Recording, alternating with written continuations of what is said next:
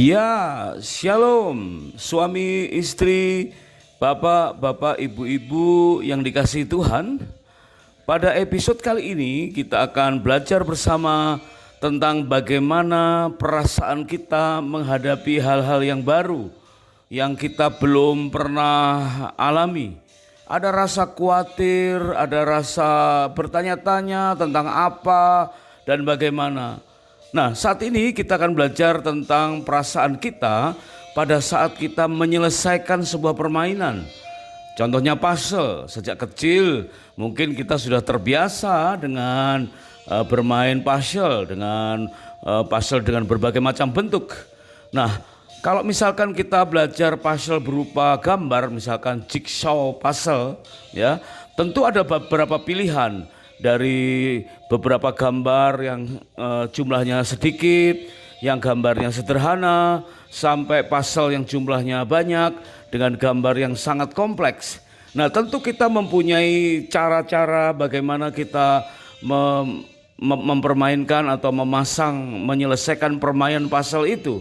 Dan begitu kita menghadapi persoalan, ada rasa tidak enak, ya, ada rasa gelisah, ada rasa tantangan, kemudian timbullah hormon-hormon perjuangan sehingga kita berupaya untuk menyelesaikan dengan waktu yang semakin cepat, semakin sempurna, semakin cepat, semakin sempurna.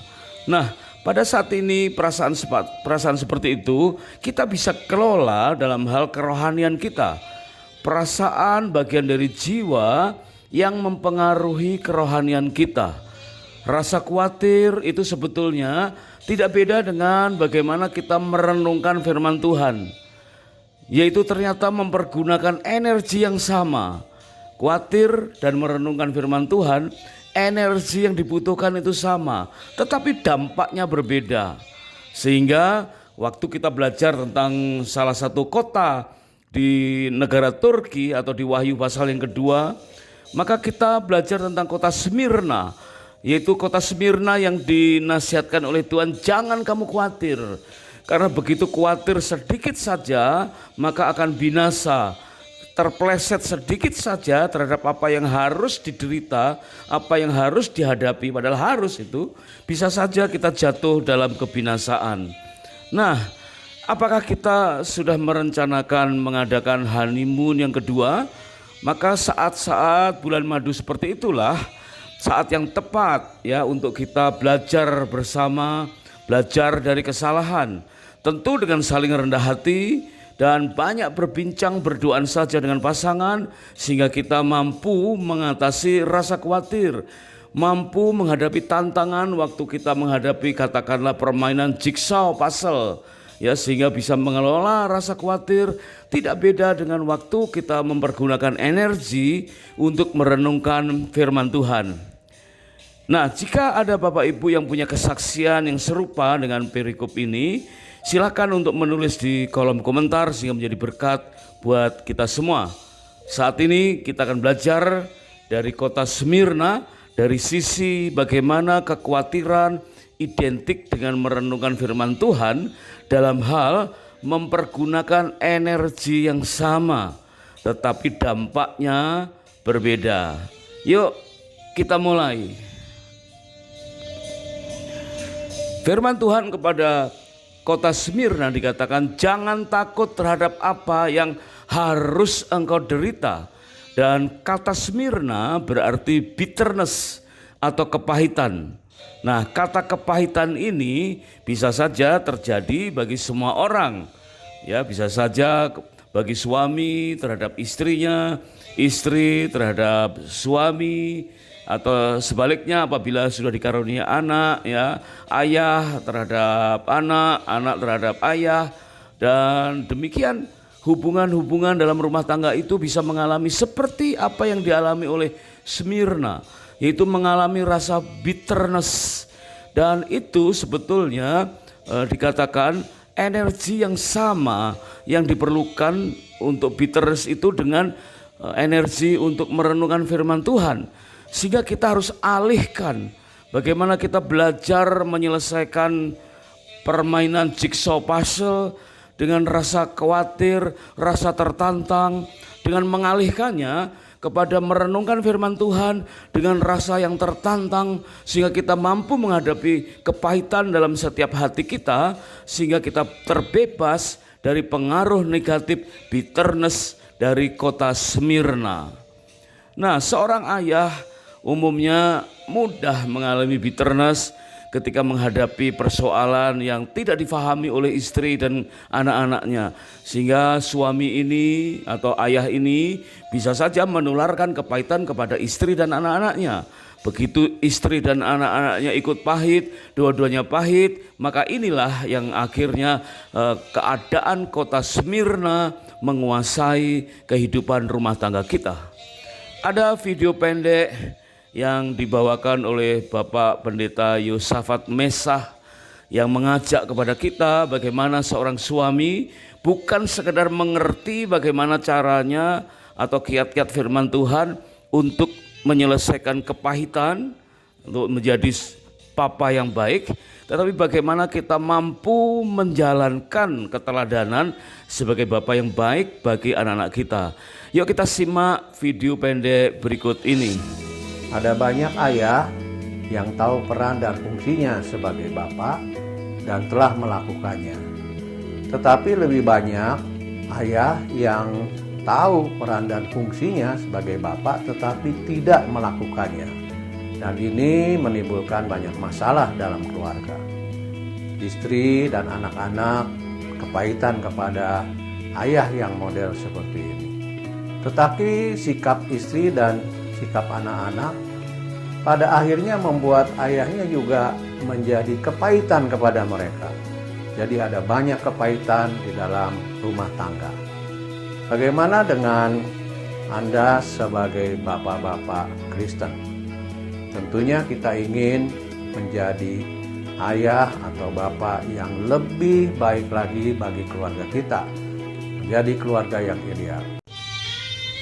Ya, demikian indahnya pesan ini ya. Dan kita kembali kepada kota Smyrna. Ya, Smyrna berasal dari kata mir atau an ointment associated with death, yang berarti mur, salep yang berhubungan dengan kematian.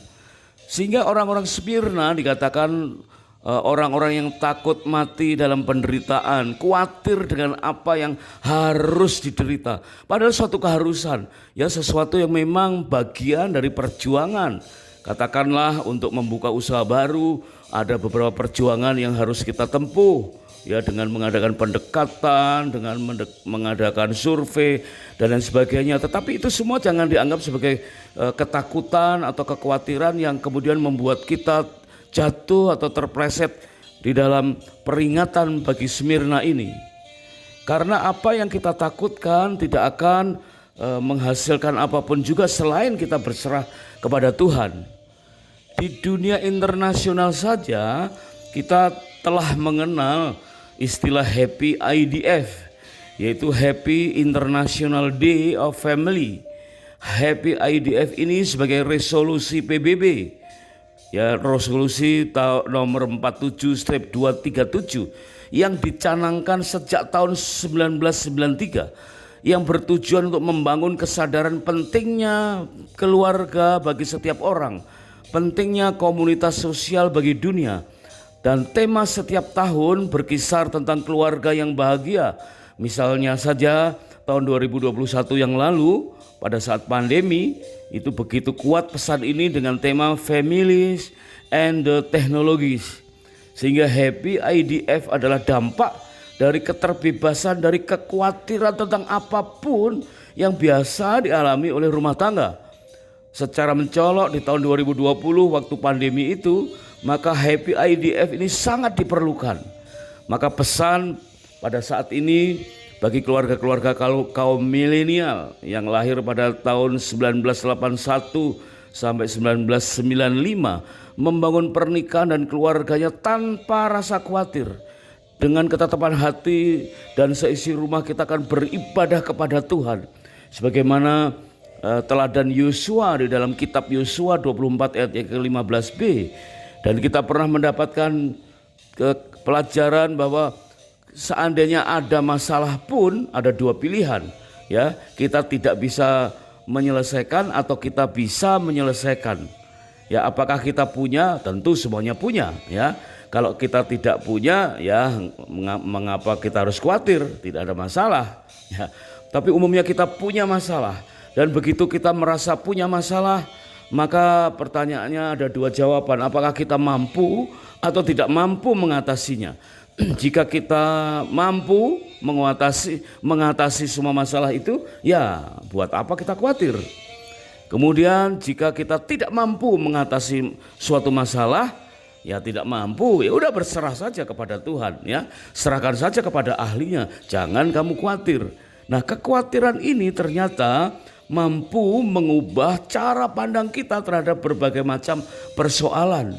Sehingga khawatir ini menyita energi yang begitu besar, sehingga kita tidak mampu lagi memakai energi itu untuk hal-hal yang positif. Karena prinsipnya adalah kekhawatiran dan merenungkan firman Tuhan itu memerlukan energi yang sama. Ya, kata kerja yang berpadanan dengan kata merenungkan secara harfiah mempunyai arti menyusun pikiran kita. Jadi kita khawatir, sesungguhnya kita sedang menyusun pikiran kita, tetapi menyusun dengan energi yang percuma karena memikirkan sesuatu yang mengkhawatirkan. Dan menyusun pikiran kita untuk merenungkan firman Tuhan, tentu ini sangat bermanfaat karena dampaknya akan sangat positif. Sebab itu waktu kita belajar jigsaw puzzle, itu artinya kita juga menyusun, ya, kita merenungkan langkah-langkahnya, menyusun pikiran kita untuk mencari jalan keluar. Tidak ada bedanya dengan seseorang yang sedang bermain jigsaw puzzle. Pemain pemula tentu akan memilih sebuah gambar yang sangat sederhana dengan sedikit kepingan puzzle agar mudah untuk menyusunnya. Ya, contohnya, ya, anak-anak kecil usia-usia prasekolah sudah menyukai itu, ya, permainan puzzle tetapi yang sederhana. Nah, dalam kehidupan kita ini ada jigsaw puzzle yang tidak sederhana. Contohnya adalah Yusuf dan Maria, seperti dipaksa menjadi pemain advance dengan kepingan-kepingan puzzle yang berjumlah sangat banyak. Langsung, ya, begitu bermain jigsaw puzzle langsung yang jumlah kepingannya sangat banyak dan gambarnya sangat kompleks. Karena harus menghasilkan sebuah gambar besar yang utuh dan terindah di muka bumi ini, yaitu gambaran keberadaan Allah yang menjelma menjadi manusia. Itulah jigsaw puzzle yang diizinkan Tuhan, yang harus dialami oleh Yusuf dan Maria. Menghasilkan gambaran yang terindah bagi keselamatan seluruh umat manusia. Menyusun kepingan-kepingan puzzle yang nampak saling berbeda, namun menyatu sejak pertunangan Yusuf dan Maria, pemberitahuan malaikat sampai kehamilan yang membesar, bagaikan menyusun giant jigsaw puzzle dipenuhi dengan perasaan galau saat menghadapi sensus ke Bethlehem sampai kelahiran di kandang. Akhirnya giant jigsaw puzzle itu menjadi gambar yang benar dan gambaran yang utuh sebagai teladan bagi langkah-langkah kunci untuk menuju keharmonisan rumah tangga. Ada banyak pribadi-pribadi yang khawatir terhadap beberapa hal, terutama tentang kebutuhan dasar. Kita tahu kebutuhan dasar manusia mengendap dalam jiwa kita, ya, yaitu rasa berharga, rasa diterima, rasa berguna, rasa memiliki atau rasa dimiliki. Nah, itu merupakan kebutuhan dasar yang otomatis kita mengejarnya. Ada perasaan berharga bahwa kita ini berharga. Ketahuilah, kita ini berharga di mata Tuhan. Meskipun nampak kurang berharga atau ada beberapa bagian dalam prestasi atau kehidupan atau fisik kita yang diremehkan atau tidak dihargai oleh orang lain, tapi di mata Tuhan kita ini berharga dan mulia di hadapan Tuhan. Ya, kebutuhan dasar yang kedua adalah diterima. Ada perasaan diterima atau menerima. Nah, biasanya ini unsur pernikahan sangat menentukan, ya, mencintai dan dicintai karena ada rasa penerimaan. Setelah itu ada pengampunan. Kemudian suami istri menghasilkan keturunan, bekerja, menghasilkan uang, itu memenuhi rasa berguna. Karena itu kebutuhan dasar yang ketiga yang sangat-sangat dikejar oleh setiap orang, rasa berguna, ya. Maka begitu menopause ada perasaan kurang berguna ya. Begitu pensiun ada perasaan tidak begitu berguna, padahal itu hanya perubahan ritme dalam kehidupan. Kemudian yang keempat adalah rasa memiliki atau dimiliki. Ini satu kebutuhan dasar yang terpendam dalam dasar hati kita, yang akhirnya kita merasa ingin dimiliki. Suami ingin dimiliki istri, istri ingin dimiliki suami, orang tua ingin dimiliki anak, dan anak-anak ingin dipenuhi perasaan ingin dimiliki atau memiliki orang tua yang baik. Nah, hari ini perasaan-perasaan seperti itu harus kita bisa kelola, bagikan kita merenungkan firman Tuhan. Bahwa firman Tuhan menggambarkan bahwa kita ini ada dalam Dia, Dia dalam kita. Kita ini milik Allah dan Allah adalah milik kita. Berarti kita tidak perlu khawatir dengan apa yang harus kita hadapi. Beberapa tokoh Alkitab mungkin juga pada awalnya menghadapi kegelisahan dalam kehidupannya. Tetapi Tuhan ubahkan dengan waktu mereka memenuhi panggilan-panggilan ilahi. Contohnya Abram menjadi Abraham, ya. Yakub menjadi Israel. Gideon si penakut itu ya, yang memeras anggur di tempat pengirikan gandum supaya tersembunyi, tapi akhirnya menjadi pahlawan yang gagah perkasa ya. Saulus menjadi Paulus, Simon menjadi Petrus. Coba kita sebutkan nama kita ya. Nama kita menjadi apa seturut dengan apa yang menjadi destiny ilahi ya, supaya kita bisa memenuhi panggilan Tuhan dalam hidup kita. Sebab itu jangan pernah khawatir ya, kita pakai energi yang sama untuk khawatir sebagai menyusun giant jigsaw puzzle. Jangan takut gagal, jangan takut mencoba, jangan takut ditolak, karena kita punya tuntunan dari hari ke hari, yaitu langkah demi langkah bersama dengan Tuhan. James Simbala, seorang tokoh, pernah berkata, God will manifest himself in direct proportion to our passion for him.